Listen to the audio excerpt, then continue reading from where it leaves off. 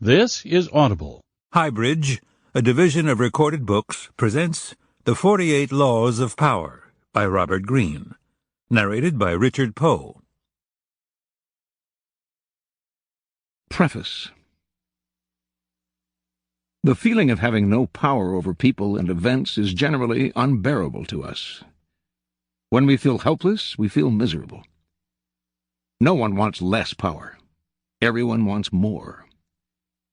In the world today, however, it is dangerous to seem too power-hungry, to be overt with your power moves.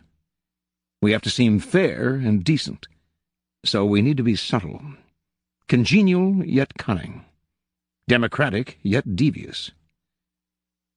This game of constant duplicity most resembles the power dynamic that existed in the scheming world of the old aristocratic court. Throughout history, a court has always formed itself around the person in power: king, queen, emperor, leader. The courtiers who filled this court were in an especially delicate position. They had to serve their masters, but if they seemed to fawn, if they curried favor too obviously, the other courtiers around them would notice and would act against them. Attempts to win the master's favor, then, had to be subtle. And even skilled courtiers capable of such subtlety still had to protect themselves from their fellow courtiers, who at all moments were scheming to push them aside. Meanwhile, the court was supposed to represent the height of civilization and refinement. Violent or overt power moves were frowned upon. Courtiers would work silently and secretly against any among them who used force. This was the courtier's dilemma. While appearing the very paragon of elegance, they had to outwit and thwart their own opponents in the subtlest of ways. The successful courtier learned over time to make all of his moves indirect. If he stabbed an opponent in the back, it was with a velvet glove on his hand and the sweetest of smiles on his face. Instead of using coercion or outright treachery, the perfect courtier got his way through seduction, charm, deception, and subtle strategy, always planning several moves ahead. Life in the court was a never-ending game that required constant vigilance and tactical thinking. It was civilized war. Today, we face a peculiarly similar paradox to that of the courtier. Everything must appear civilized, decent, democratic, and fair. But if we play by those rules too strictly, if we take them too literally, we are crushed by those around us who are not so foolish. As the great Renaissance diplomat and courtier Niccolo Machiavelli wrote, "Any man who tries to be good all the time is bound to come to ruin among the great number who are not good." The court imagined itself the pinnacle of refinement, but underneath its glittering surface a cauldron of dark emotions, greed, envy, lust, hatred, boiled and simmered. Our world today similarly imagines itself the pinnacle of fairness, yet the same ugly emotions still stir within us, as they have forever. The game is the same. Outwardly you must seem to respect the niceties, but inwardly, unless you are a fool, you learn quickly to be prudent, and to do as Napoleon advised, place your iron hand inside a velvet glove. If, like the courtier of times gone by, you can master the arts of indirection, learning to seduce, charm, deceive, and subtly outmaneuver your opponents, you will attain the heights of power. You will be able to make people bend to your will without their realizing what you have done. And if they do not realize what you have done, they will neither resent nor resist you. To some people, the notion of consciously playing power games, no matter how indirect, seems evil, asocial, a relic of the past. They believe they can opt out of the game by behaving in ways that have nothing to do with power. You must beware of such people, for while they express such opinions outwardly, they are often among the most adept players at power. They utilize strategies that cleverly disguise the nature of the manipulation involved. These types, for example, will often display their weakness and lack of power as a kind of moral virtue. But true powerlessness, without any motive of self-interest, would not publicize its weakness to gain sympathy or respect. Making a show of one's weakness is actually a very effective strategy, subtle and deceptive, in the game of power. as we'll see in Law 22, the surrender tactic. Another strategy of the supposed non-player is to demand equality in every area of life. Everyone must be treated alike, whatever their status and strength. But if, to avoid the taint of power, you attempt to treat everyone equally and fairly, you will confront the problem that some people do certain things better than others. Treating everyone equally means ignoring their differences, elevating the less skillful, and suppressing those who excel. Again, many of those who behave this way are actually deploying another power strategy, redistributing people's rewards in a way that they determine. Yet another way of avoiding a game would be perfect honesty and straightforwardness, since one of the main techniques of those who seek power is deceit and secrecy. But being perfectly honest will inevitably hurt and insult a great many people, some of whom will choose to injure you in return. No one will see your honest statement as completely objective and free of some personal motivation. And they will be right. In truth, the use of honesty is indeed a power strategy, intended to convince people of one's noble, good-hearted, selfless character. It is a form of persuasion, even a subtle form of coercion. Finally, those who claim to be non-players may affect an air of naivete to protect them from the accusation that they are after power. Beware again, however, for the appearance of naivete can be an effective means of deceit. As you'll see in Law 21, seem dumber than your mark. And even genuine naivete is not free of the snares of power. Children may be naive in many ways, but they often act from an elemental need to gain control over those around them. Children suffer greatly from feeling powerless in the adult world, and they use any means available to get their way. Genuinely innocent people may still be playing for power, and are often horribly effective at the game, since they are not hindered by reflection. Once again, those who make a show or display of innocence are the least innocent of all. You can recognize these supposed non-players by the way they flaunt their moral qualities, their piety, their exquisite sense of justice. But since all of us hunger for power, and almost all of our actions are aimed at gaining it, the non-players are merely throwing dust in our eyes, distracting us from their power plays with their air of moral superiority. If you observe them closely, you will see, in fact, that they are often the ones most skillful at indirect manipulation, even if some of them practice it unconsciously. And they greatly resent any publicizing of the tactics they use every day. If the world is like a giant scheming court, and we are trapped inside it, there is no use in trying to opt out of the game.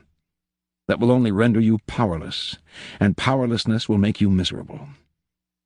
Instead of struggling against the inevitable, instead of arguing and whining and feeling guilty, it is far better to excel at power. In fact, the better you are at dealing with power, the better friend, lover, husband, wife, and person you become. By following the route of the perfect courtier, you learn to make others feel better about themselves, becoming a source of pleasure to them. They will grow dependent on your abilities and desirous of your presence. By mastering the 48 laws in this book, you spare others the pain that comes from bungling with power, by playing with fire without knowing its properties. If the game of power is inescapable, better to be an artist than a denier or a bungler. Learning the game of power requires a certain way of looking at the world, a shifting of perspective. It takes effort and years of practice, for much of the game may not come naturally. Certain basic skills are required, and once you master these skills, you will be able to apply the laws of power more easily. The most important of these skills, and power's crucial foundation, is the ability to master your emotions. An emotional response to a situation is the single greatest barrier to power, a mistake that will cost you a lot more than any temporary satisfaction you might gain by expressing your feelings. Emotions cloud reason. And if you cannot see the situation clearly, you cannot prepare for and respond to it with any degree of control. Anger is the most destructive of emotional responses, for it clouds your vision the most. It also has a ripple effect that invariably makes situations less controllable and heightens your enemy's resolve. If you are trying to destroy an enemy who has hurt you, far better to keep him off guard by feigning friendliness than showing your anger. Love and affection are also potentially destructive, in that they blind you to the often self-serving interests of those whom you least suspect of playing a power game. You cannot repress anger or love, or avoid feeling them, and you shouldn't try. But you should be careful about how you express them, and most important, they should never influence your plans and strategies in any way. Related to mastering your emotions is the ability to distance yourself from the present moment and think objectively about the past and future. Like Janus, the double-faced Roman deity and guardian of all gates and doorways, you must be able to look in both directions at once, the better to handle danger from wherever it comes. Such is the face you must create for yourself, one face looking continuously to the future and the other to the past. For the future, the motto is, no days on alert. Nothing should catch you by surprise because you are constantly imagining problems before they arise. Instead of spending your time dreaming of your plan's happy ending, you must work on calculating every possible permutation and pitfall that might emerge in it. The further you see, the more steps ahead you plan, the more powerful you become. The other face of Janus looks constantly to the past, though not to remember past hurts or bear grudges. That would only curb your power. Half of the game is learning how to forget those events in the past that eat away at you and cloud your reason. The real purpose of the backward-glancing eye is to educate yourself constantly. You look at the past to learn from those who came before you. The many historical examples in this book will greatly help that process. Then, having looked to the past, you look closer at hand, to your own actions and those of your friends. This is the most vital school you can learn from, because it comes from personal experience. You begin by examining the mistakes you have made in the past, the ones that have most grievously held you back. You analyze them in terms of the 48 laws of power, and you extract from them a lesson and an oath. I shall never repeat such a mistake. I shall never fall into such a trap again. If you can evaluate and observe yourself in this way, you can learn to break the patterns of the past. An immensely valuable skill. Power requires the ability to play with appearances. To this end, you must learn to wear many masks and keep a bag full of deceptive tricks. Deception and masquerade should not be seen as ugly or immoral. All human interaction requires deception on many levels, and in some ways what separates humans from animals is our ability to lie and deceive. In Greek myths, in India's Mahabharata cycle, in the Middle Eastern epic of Gilgamesh, it is the privilege of the gods to use deceptive arts. A great man, Odysseus, for instance, was judged by his ability to rival the craftiness of the gods, stealing some of their divine power by matching them in wits and deception. Deception is a developed art of civilization, and the most potent weapon in the game of power. You cannot succeed at deception unless you take a somewhat distanced approach to yourself, unless you can be many different people, wearing the mask that the day and the moment require. With such a flexible approach to all appearances, including your own, you lose a lot of the inward heaviness that holds people down. Make your face as malleable as the actors. Work to conceal your intentions from others. Practice luring people into traps. Playing with appearances and mastering arts of deception are among the aesthetic pleasures of life. They are also key components in the acquisition of power. If deception is the most potent weapon in your arsenal, then patience in all things is your crucial shield. Patience will protect you from making moronic blunders. Like mastering your emotions, patience is a skill. It doesn't come naturally. But nothing about power is natural. Power is more godlike than anything in the natural world, and patience is the supreme virtue of the gods, who have nothing but time. Everything good will happen. The grass will grow again if you give it time and see several steps into the future. Impatience, on the other hand, only makes you look weak. It is a principal impediment to power.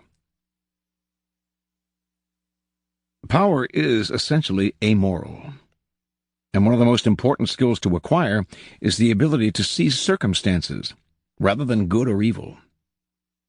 Power is a game. This cannot be repeated too often. And in games you don't judge your opponents by their intentions, but by the effect of their actions. You measure their strategy and their power by what you can see and feel. How often are someone's intentions made the issue, only to cloud and deceive? What does it matter if another player, your friend or rival, intended good things and had only your interests at heart, if the effects of his action lead to so much ruin and confusion? It is only natural for people to cover up their actions with all kinds of justifications, always assuming that they have acted out of goodness. You must learn to inwardly laugh each time you hear this, and never get caught up in gauging someone's intentions and actions through a set of moral judgments that are really an excuse for the accumulation of power. It is a game. Your opponent sits opposite you. Both of you behave as gentlemen or ladies, observing the rules of the game and taking nothing personally. You play with a strategy, and you observe your opponent's moves with as much calmness as you can muster. In the end, you will appreciate the politeness of those you are playing with more than their good and sweet intentions. Train your eye to follow the results of their moves, the outward circumstances, and do not be distracted by anything else. Half of your mastery of power comes from what you do not do, what you do not allow yourself to get dragged into. For this skill you must learn to judge all things by what they cost you. As Nietzsche wrote, the value of a thing sometimes lies not in what one attains with it, but in what one pays for it, what it costs us. Perhaps you will attain your goal, and a worthy goal at that, but at what price?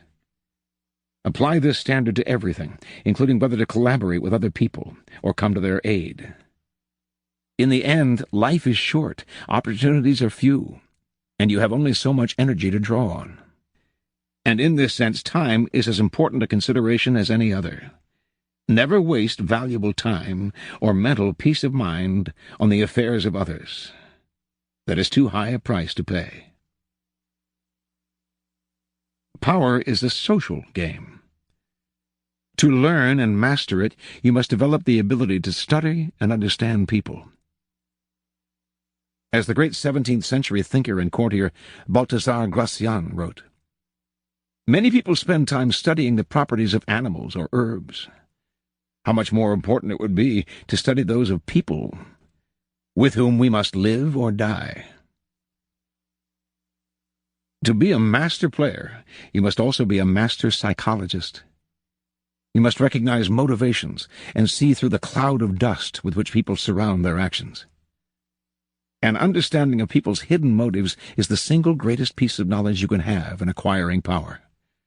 It opens up endless possibilities of deception, seduction, and manipulation. People are of infinite complexity, and you can spend a lifetime watching them without ever fully understanding them. So it is all the more important, then, to begin your education now. In doing so, you must also keep one principle in mind. Never discriminate as to whom you study and whom you trust.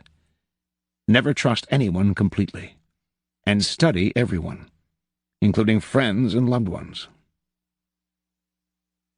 Finally, you must learn always to take the indirect route to power. Disguise your cunning. Like a billiard ball that caroms several times before it hits its target, your moves must be planned and developed in the least obvious way. By training yourself to be indirect, you can thrive in the modern court, appearing the paragon of decency while being the consummate manipulator. Consider the 48 Laws of Power a kind of handbook on the arts of indirection. The laws are based on the writings of men and women who have studied and mastered the game of power. These writings span a period of more than 3,000 years and were created in civilizations as disparate as ancient China and Renaissance Italy. Yet they share common threads and themes, together hinting at an essence of power that is yet to be fully articulated.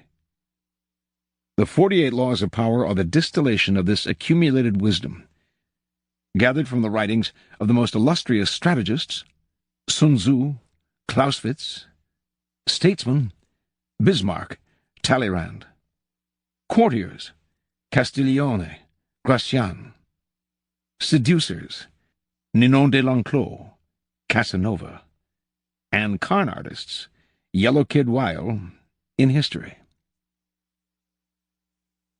The laws have a simple premise. Certain actions almost always increase one's power, the observance of the law, while others decrease it and even ruin us, the transgression of the law. These transgressions and observances are illustrated by historical examples. The laws are timeless and definitive. The 48 laws of power can be used in several ways. By reading the book straight through, you can learn about power in general. Although several of the laws may not seem to pertain directly to your life, in time you will probably find that all of them have some application, and that in fact they are interrelated. By getting an overview of the entire subject, you will best be able to evaluate your own past actions and gain a greater degree of control over your immediate affairs. A thorough reading of the book will inspire thinking and re-evaluation long after you finish it. The book has also been designed for browsing and for examining the law that seems at that particular moment most pertinent to you. Say you are experiencing problems with a superior and cannot understand why your efforts have not led to more gratitude or a promotion. Several laws specifically address the master-underling relationship, and you are almost certainly transgressing one of them. By browsing the initial paragraphs for the 48 laws in the table of contents, you can identify the pertinent law. Finally, the book can be browsed through and picked apart for entertainment, for an enjoyable ride through the foibles and great deeds of our predecessors in power. A warning, however, to those who use the book for this purpose: it might be better to turn back. Power is endlessly seductive and deceptive in its own way. It is a labyrinth. Your mind becomes consumed with solving its infinite problems, and you soon realize how pleasantly lost you have become. In other words, it becomes most amusing by taking it seriously. Do not be frivolous with such a critical matter. The gods of power frown on the frivolous. They give ultimate satisfaction only to those who study and reflect, and punish those who skim the surfaces looking for a good time. Here are some further reflections. From The Prince, by Niccolo Machiavelli. Any man who tries to be good all the time is bound to come to ruin among the great number who are not good. Hence a prince who wants to keep his authority must learn how not to be good, and use that knowledge, or refrain from using it, as necessity requires. From Lord Chesterfield. Courts are, unquestionably, the seats of politeness and good breeding.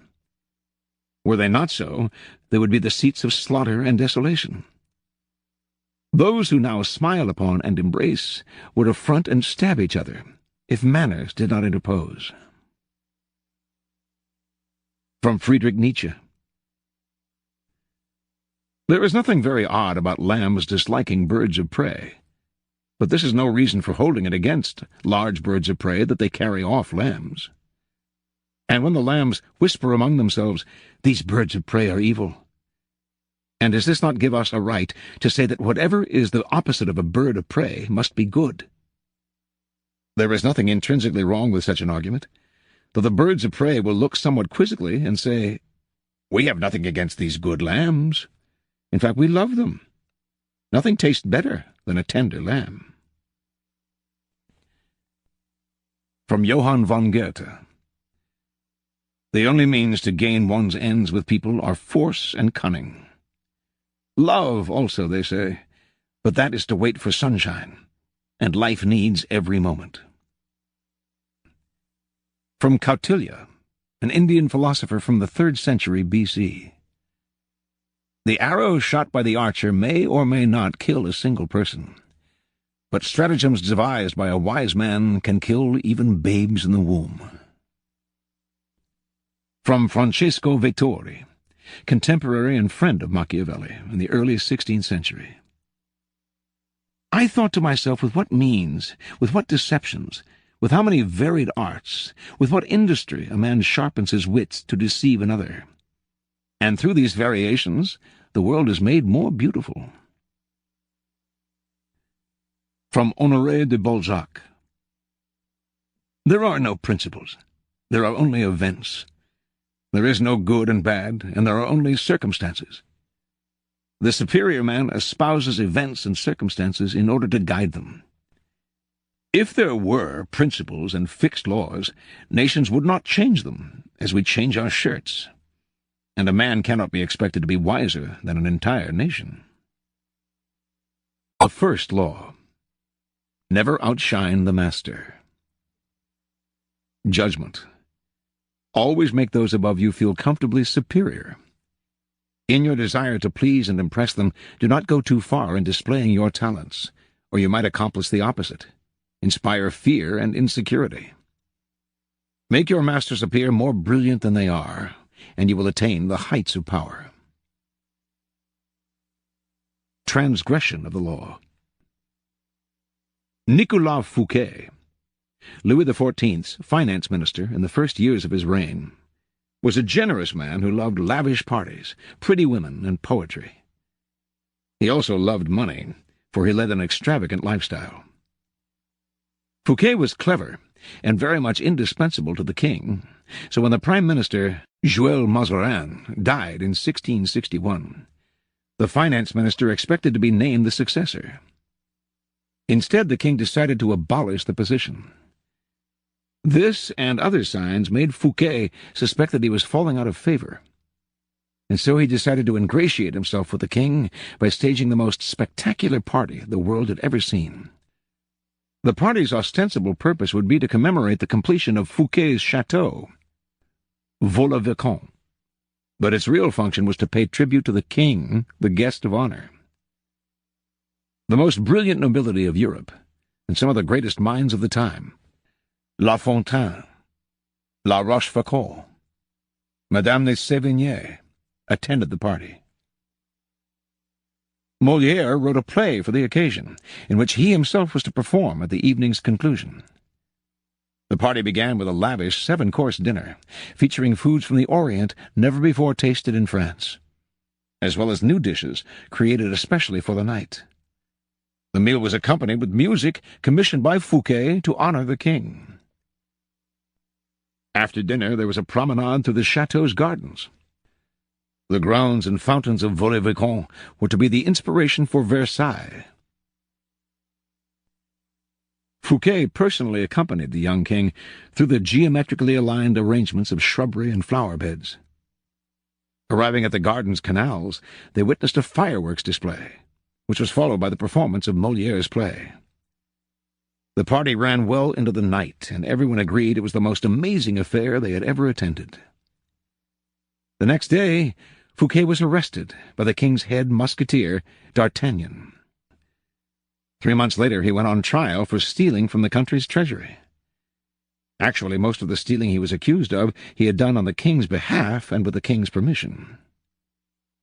Fouquet was found guilty and sent to the most isolated prison in France, high in the Pyrenees Mountains, where he spent the last 20 years of his life in solitary confinement.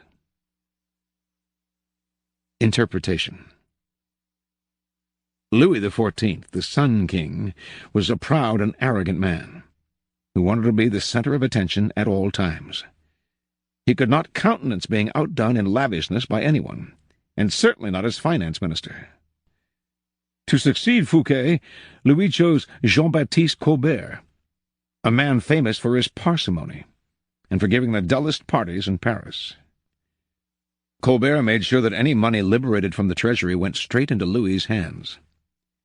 With the money, Louis built a palace even more magnificent than Fouquet's, the glorious Palace of Versailles.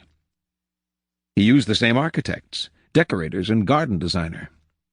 And at Versailles, Louis hosted parties even more extravagant than the one that cost Fouquet his freedom.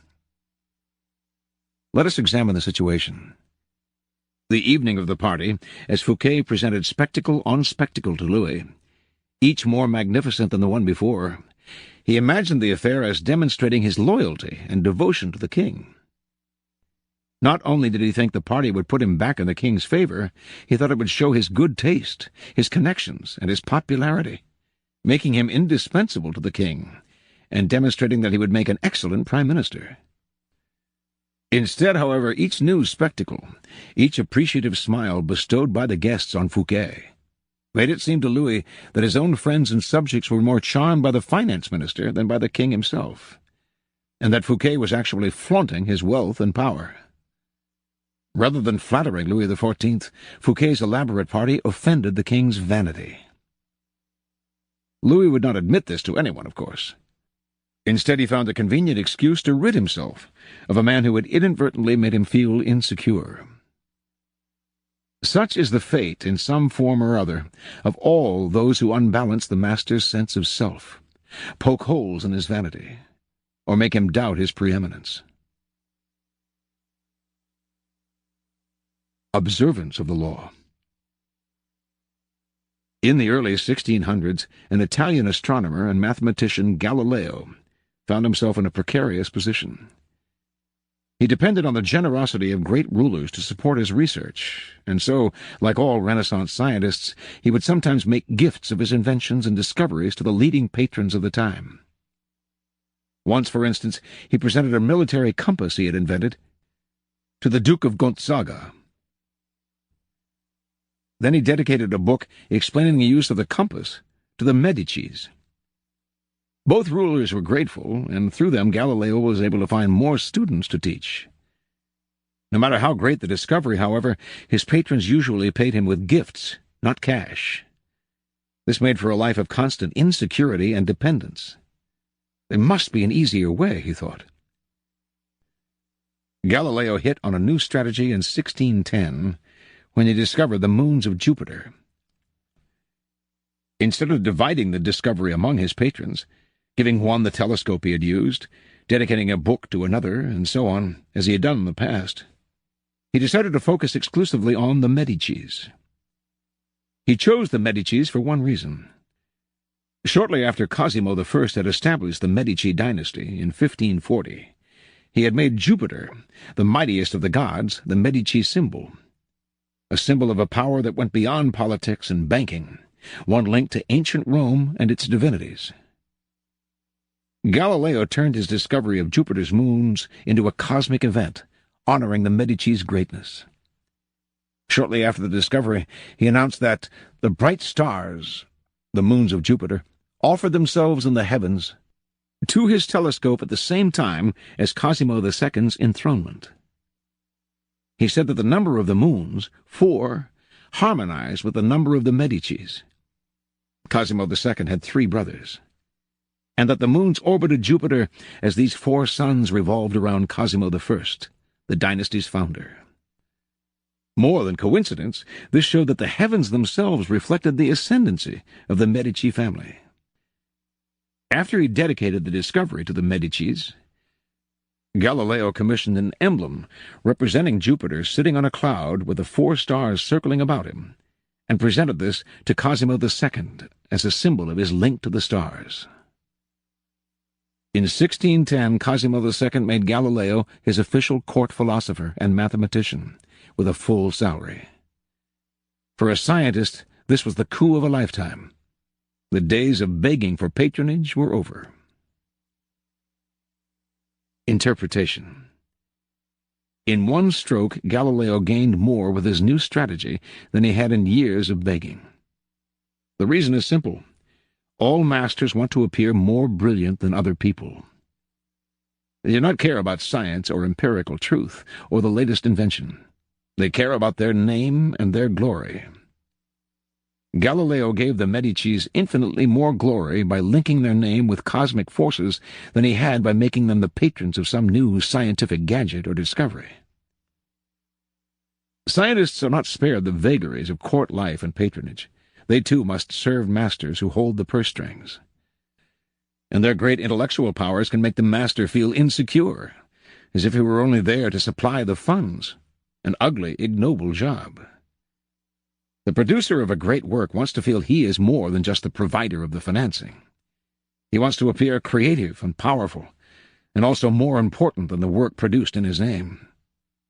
Instead of insecurity, you must give him glory. Galileo did not challenge the intellectual authority of the Medicis with his discovery, or make them feel inferior in any way. By literally aligning them with the stars, he made them shine brilliantly among the courts of Italy. He did not outshine the master. He made the master outshine all others. Keys to power. Everyone has insecurities. When you show yourself in the world and display your talents, you naturally stir up all kinds of resentment, envy, and other manifestations of insecurity. This is to be expected. You cannot spend your life worrying about the petty feelings of others. With those above you, however, you must take a different approach. When it comes to power, outshining the master is perhaps the worst mistake of all. Do not fool yourself into thinking that life has changed much since the days of Louis XIV and the Medicis. Those who attain high standing in life are like kings and queens. They want to feel secure in their positions, and superior to those around them in intelligence, wit, and charm. It is a deadly but common misperception to believe that by displaying and vaunting your gifts and talents, you are winning the master's affection. He may feign appreciation, but at his first opportunity he will replace you with someone less intelligent, less attractive, less threatening. Just as Louis XIV replaced the sparkling Fouquet with the bland Colbert. And as with Louis, he will not admit the truth, but will find an excuse to rid himself of your presence. This law involves two rules that you must realize. First, you can inadvertently outshine a master simply by being yourself. There are masters who are more insecure than others, monstrously insecure. You may naturally outshine them by your charm and grace. No one had more natural talents than Astorre Manfredi, Prince of Faenza. The most handsome of all the young princes of Italy, he captivated his subjects with his generosity and open spirit.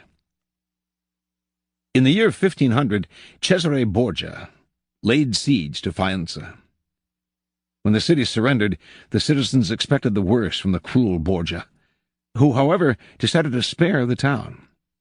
He simply occupied its fortress, executed none of its citizens, and allowed Prince Manfredi, 18 at the time, to remain with his court in complete freedom.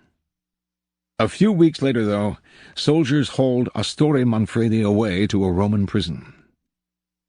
A year after that, his body was fished out of the river Tiber, a stone around his neck. Borgia justified the horrible deed with some sort of trumped-up charge of treason and conspiracy. But the real problem was that he was notoriously vain and insecure. The young man was outshining him without even trying. Given Manfredi's natural talents, the prince's mere presence made Borgia seem less attractive and charismatic. The lesson is simple. If you cannot help being charming and superior, you must learn to avoid such monsters of vanity. Either that, or find a way to mute your good qualities when in the company of a Cesare Borgia. Second, never imagine that because the master loves you, you can do anything you want. Entire books could be written about favorites who fell out of favor by taking their status for granted, for daring to outshine. In late 16th century Japan, the favorite of Emperor Hideyoshi was a man called Senno Rikyu. The premier artist of the tea ceremony, which had become an obsession with the nobility, he was one of Hideyoshi's most trusted advisers, had his own apartment in the palace, and was honored throughout Japan. Yet in 1591, Hideyoshi had him arrested and sentenced to death. Rikyu took his own life instead. The cause for his sudden change of fortune was discovered later. It seems that Rikyu, former peasant and later court favorite, had a wooden statue made of himself wearing sandals, a sign of nobility, and posing loftily. He had had this statue placed in the most important temple inside the palace gates, in clear sight of the royalty, who often would pass by. To Hideyoshi, this signified that Rikyu had no sense of limits. Presuming that he had the same rights as those of the highest nobility, he had forgotten that his position depended on the emperor, and had come to believe that he had earned it on his own. This was an unforgivable miscalculation of his own importance, and he paid for it with his life. Remember the following. Never take your position for granted, and never let any favors you receive go to your head. Knowing the dangers of outshining your master, you can turn this law to your advantage. First, you must flatter and puff up your master. Overt flattery can be effective, but has its limits. It is too direct and obvious, and looks bad to other courtiers. Discreet flattery is much more powerful. If you are more intelligent than your master, for example, seem the opposite. Make him appear more intelligent than you. Act naive. Make it seem that you need his expertise. Commit harmless mistakes that will not hurt you in the long run, but will give you the chance to ask for his help. Masters adore such requests. A master who cannot bestow on you the gifts of his experience may direct rancor and ill will at you instead. If your ideas are more creative than your master's, ascribe them to him, in as public a manner as possible. Make it clear that your advice is merely an echo of his advice. If you surpass your master in wit, it is okay to play the role of the court jester. But do not make him appear cold and surly by comparison. Tone down your humor if necessary, and find ways to make him seem the dispenser of amusement and good cheer. If you are naturally more sociable and generous than your master, be careful not to be the cloud that blocks his radiance from others. He must appear the sun around which everyone revolves, radiating power and brilliance, the center of attention. If you are thrust into the position of entertaining him, a display of your limited means may win you his sympathy. Any attempt to impress him with your grace and generosity can prove fatal. Learn from Fouquet or pay the price. In all of these cases, it is not a weakness to disguise your strength, if in the end they lead to power. By letting others outshine you, you remain in control, instead of being a victim of their insecurity. This will all come in handy the day you decide to rise above your inferior status. If, like Galileo, you can make your master shine even more in the eyes of others, then you are a godsend, and you will be instantly promoted. Reversal. You cannot worry about upsetting every person you come across, but you must be selectively cruel. If your superior is a falling star, there is nothing to fear from outshining him. Do not be merciful. Your master had no such scruples in his own cold-blooded climb to the top. Gauge his strength. If he is weak, discreetly hasten his downfall. Outdo, outcharm, outsmart him at key moments. If he is very weak and ready to fall, let nature take its course. Do not risk outshining a feeble superior. It might appear cruel or spiteful. But if your master is firm in his position, yet you know yourself to be the more capable, bide your time and be patient. It is the natural course of things that power eventually fades and weakens. Your master will fall someday, and if you play it right, you will outlive and someday outshine him. The second law. Never put too much trust in friends. Learn how to use enemies. Judgment. Be wary of friends. They will betray you more quickly, for they are easily aroused to envy. They also become spoiled and tyrannical. But hire a former enemy, and he will be more loyal than a friend, because he has more to prove. In fact, you have more to fear from friends than from enemies. If you have no enemies, find a way to make them. Transgression of the law. In the mid-9th century A.D., a young man named Michael III assumed the throne of the Byzantine Empire. His mother, the Empress Theodora, had been banished to a nunnery, and her lover, Theoctistus, had been murdered. At the head of the conspiracy to depose Theodora and enthrone Michael had been Michael's uncle, Bardus, a man of intelligence and ambition. Michael was now a young, inexperienced ruler, surrounded by intriguers, murderers, and profligates. In this time of peril he needed someone he could trust as his counselor, and his thoughts turned to Basilius, his best friend. Basilius had no experience whatsoever in government and politics. In fact, he was the head of the royal stables, but he had proven his love and gratitude time and again. They had met a few years before, when Michael had been visiting the stables just as a wild horse got loose. Basilius, a young groom from peasant Macedonian stock, had saved Michael's life. The groom's strength and courage had impressed Michael, who immediately raised Basilius from the obscurity of being a horse trainer to the position of head of the stables. He loaded his friend with gifts and favors, and they became inseparable. Basilius was sent to the finest school in Byzantium, and the crude peasant became a cultured and sophisticated courtier. Now Michael was emperor and in need of someone loyal. Who could he better trust for the post of chamberlain and chief counselor than a young man who owed him everything? Basilius could be trained for the job, and Michael loved him like a brother. Ignoring the advice of those who recommended the much more qualified Bardus, Michael chose his friend. Basilius learned well and was soon advising the emperor on all matters of state. The only problem seemed to be money. Basilius never had enough. Exposure to the splendor of Byzantine court life had made him avaricious for the perks of power. Michael doubled, then tripled his salary, ennobled him, and married him off to his own mistress, Eudocia Ingerina. Keeping such a trusted friend and adviser satisfied was worth any price. But more trouble was to come. Bardus was now head of the army, and Basilius convinced Michael that the man was hopelessly ambitious. Under the illusion that he could control his nephew, Bardus had conspired to put him on the throne. And he could conspire again, this time to get rid of Michael and assume the crown himself. Basilius poured poison into Michael's ear, until the emperor agreed to have his uncle murdered.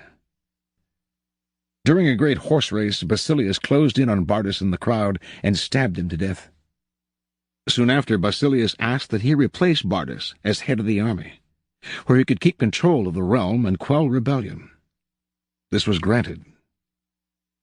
Now Basilius's power and wealth only grew, and a few years later Michael, in financial straits from his own extravagance, asked him to pay back some of the money he had borrowed over the years. To Michael's shock and astonishment, Basilius refused, with a look of such impudence that the emperor suddenly realized his predicament. The former stable-boy had more money, more allies in the army and senate, and in the end more power than the emperor himself. A few weeks later, after a night of heavy drinking, Michael awoke to find himself surrounded by soldiers. Basilius watched as they stabbed the emperor to death. Then, after proclaiming himself emperor, he rode his horse through the streets of Byzantium, brandishing the head of his former benefactor and best friend at the end of a long pike. Interpretation. Michael III staked his future on the sense of gratitude he thought Basilius must feel for him. Surely Basilius would serve him best. He owed the emperor his wealth, his education, and his position. Then, once Basilius was in power, anything he needed it was best to give to him, strengthening the bonds between the two men. It was only on the fateful day when the emperor saw that impudent smile on Basilius's face that he realized his deadly mistake. He had created a monster. He had allowed a man to see power up close, a man who then wanted more, who asked for anything and got it, who felt encumbered by the charity he had received and simply did what many people do in such a situation. They forget the favors they have received and imagine they have earned their success by their own merits. At Michael's moment of realization, he could still have saved his own life. But friendship and love blind every man to their interests. Nobody believes a friend can betray. and Michael went on disbelieving until the day his head ended up on a pike. Observance of the law. For several centuries after the fall of the Han Dynasty, AD 222, Chinese history followed the same pattern of violent and bloody coups, one after the other. Army men would plot to kill a weak emperor, then would replace him on the dragon throne with a strong general. The general would start a new dynasty and crown himself emperor. To ensure his own survival, he would kill off his fellow generals. A few years later, however, the pattern would resume. New generals would rise up and assassinate him or his sons in their turn. To be emperor of China was to be alone, surrounded by a pack of enemies. It was the least powerful, least secure position in the realm. In AD 959, General Zhao Kuan-yin became Emperor Sung. He knew the odds, the probability that within a year or two he would be murdered. How could he break the pattern? Soon after becoming emperor, Sung ordered a banquet to celebrate the new dynasty, and invited the most powerful commanders in the army. After they had drunk much wine, he dismissed the guards and everybody else except the generals, who now feared he would murder them in one fell swoop. Instead, he addressed them. "The whole day is spent in fear, and I am unhappy both at the table and in my bed. For which one of you does not dream of ascending the throne? I do not doubt your allegiance, but if by some chance your subordinates, seeking wealth and position, were to force the emperor's yellow robe upon you in turn, how could you refuse it?" Drunk and fearing for their lives, the generals proclaimed their innocence and their loyalty. But Sung had other ideas. "The best way to pass one's days is in peaceful enjoyment of riches and honor. If you are willing to give up your commands, I am ready to provide you with fine estates and beautiful dwellings, where you may take your pleasure with singers and girls as your companions." The astonished generals realized that instead of a life of anxiety and struggle, Sung was offering them riches and security. The next day, all of the generals tendered their resignations, and they retired as nobles to the estates that Sung bestowed on them. In one stroke, Sung turned a pack of friendly wolves, who would likely have betrayed him, into a group of docile lambs, far from all power. Over the next few years, Sung continued his campaign to secure his rule. In AD 971, King Liu of the southern Han finally surrendered to him after years of rebellion. To Liu's astonishment, Sung gave him a rank in the imperial court and invited him to the palace to seal their newfound friendship with wine. As King Liu took the glass that Sung offered him, he hesitated, fearing it contained poison. "Your subjects' crimes certainly merit death," he cried out, "but I beg your majesty to spare your subject's life. Indeed, I dare not drink this wine." Emperor Sung laughed, took the glass from Liu, and swallowed it himself. There was no poison. From then on, Liu became his most trusted and loyal friend. At the time, China had splintered into many smaller kingdoms. When Qian Shu, the king of one of these, was defeated, Sung's ministers advised the emperor to lock this rebel up. They presented documents proving that he was still conspiring to kill Sung. When Qian Shu came to visit the emperor, however, instead of locking him up, Sung honored him. He also gave him a package, which he told the former king to open when he was halfway home. Qian Shu opened the bundle on his return journey and saw that it contained all the papers documenting his conspiracy. He realized that Sung knew of his murderous plans, yet had spared him nonetheless. This generosity won him over, and he too became one of Sung's most loyal vassals. Interpretation. A Chinese proverb compares friends to the jaws and teeth of a dangerous animal. If you are not careful, you will find them chewing you up. Emperor Sung knew the jaws he was passing between when he assumed the throne. His friends in the army would chew him up like meat, and if he somehow survived, his friends in the government would have him for supper. Emperor Sung would have no truck with friends. He bribed his fellow generals with splendid estates and kept them far away. This was a much better way to emasculate them than killing them, which would only have led other generals to seek vengeance. And Sung would have nothing to do with friendly ministers. More often than not, they would end up drinking his famous cup of poisoned wine. Instead of relying on friends, Sung used his enemies, one after the other, transforming them into far more reliable subjects. While a friend expects more and more favors and seethes with jealousy, these former enemies expected nothing and got everything. A man suddenly spared the guillotine is a grateful man indeed, and will go to the ends of the earth for the man who has pardoned him. In time, these former enemies became Sung's most trusted friends. And Sung was finally able to break the pattern of coups, violence, and civil war. The Sung dynasty ruled China for more than 300 years. Keys to power. It is natural to want to employ your friends when you find yourself in times of need. The world is a harsh place, and your friends soften the harshness. Besides, you know them. Why depend on a stranger when you have a friend at hand? The problem is that you often do not know your friends as well as you imagine.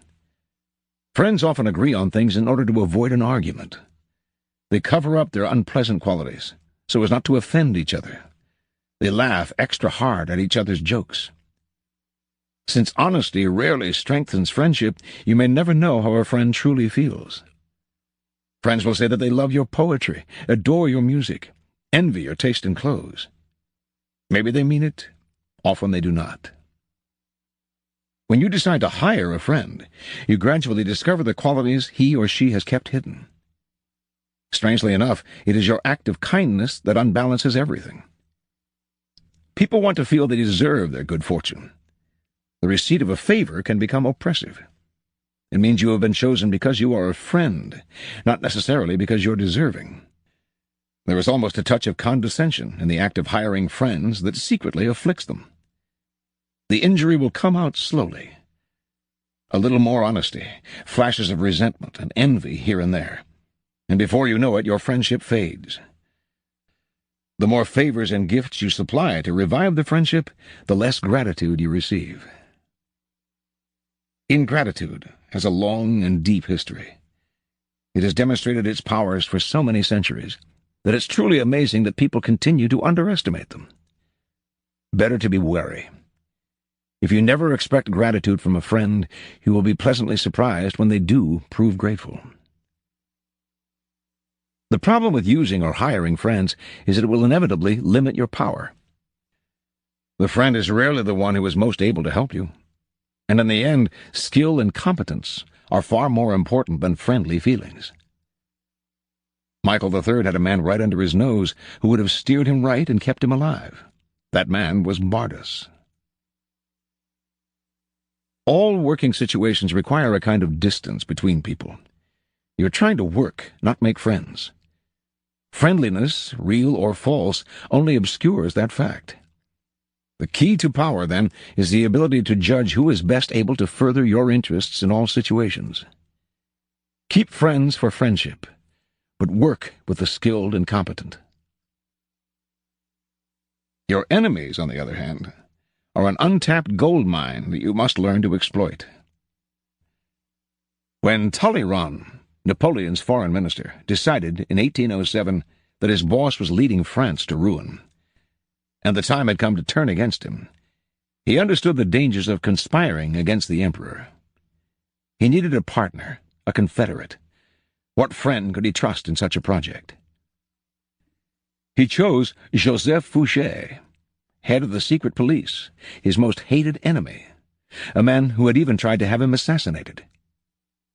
He knew that their former hatred would create an opportunity for an emotional reconciliation. He knew that Fouché would expect nothing from him, and in fact would work to prove that he was worthy of Talleyrand's choice. A person who has something to prove will move mountains for you. Finally, he knew that his relationship with Fouché would be based on mutual self-interest and would not be contaminated by personal feeling. The selection proved perfect. Although the conspirators didn't succeed in toppling Napoleon, the union of such powerful but unlikely partners generated much interest in the cause. opposition to the emperor slowly began to spread. And from then on, Talleyrand and Fouché had a fruitful working relationship.